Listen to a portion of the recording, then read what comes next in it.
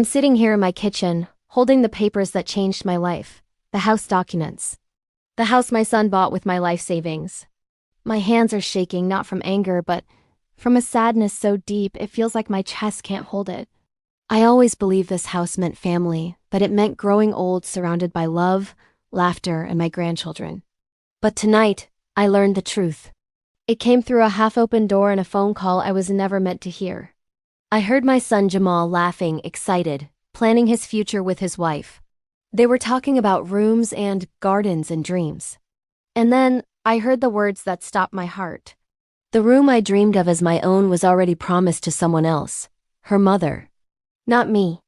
In that single moment, something inside me broke. Quietly, deeply. I stood there, frozen, listening as my son explained that I was better off staying in my small apartment. That I was difficult, that their peace mattered more than my presence. And suddenly, I understood. The sacrifices of my entire life had bought a house where I was not welcome. I thought back to the years I worked double shifts, the vacations I never took, the jewelry I sold. All the comforts I gave up so my son could have more than I ever did. I remembered the day he sat at this very kitchen table, asking for my help with hopeful eyes, promising I would always have a place with them. Those words had lived in my heart for months.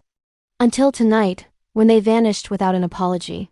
He kissed my forehead like he always did, thanked me for everything, and walked away while my world collapsed silently behind him. That night, I couldn't sleep. Memories wouldn't let me rest. Memories of money given without question, emergencies paid without hesitation, and love poured out without limits. So I sat at my table and wrote it all down. Every dollar I had ever given him. When I saw the number staring back at me, I finally felt the truth. Nearly $50,000 of my life. Gone. Not as an investment in family, but as a payment for being forgotten. The next morning, my son called again, asking for more money, as if nothing had changed. As if my heart hadn't already been emptied. And for the first time in my life, I didn't say yes. I said, I need time. When he questioned me, I realized how strange it was that my hesitation frightened him more than my pain ever had. That call ended with silence, but inside me, something new was born. Determination. I logged into my bank account and saw how little I had left. I understood how close I was to losing everything. Not just my money, but my independence, my dignity, my ability to choose my own future. So I made calls. I removed his access. I took control. I protected what little remained, and for the first time in years, I felt a sense of power return to my hands. My phone rang for days, filled with worry, pressure, and confusion from them, but not once did anyone ask how I felt or what I needed. Only when the money would come. That's when I truly understood my value to them. It wasn't as a mother, but as a resource. I walked to the bank, then to a lawyer, and then to a small diner where I ate alone. And for the first time, that loneliness didn't hurt because it was honest.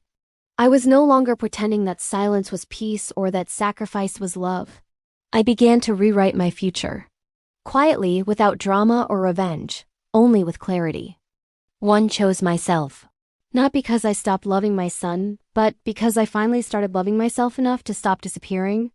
And now, when I sit in my quiet apartment, I don't feel empty. I feel free.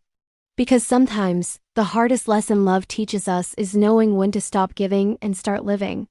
And that, I've learned, is the true price of love. Thank you for listening.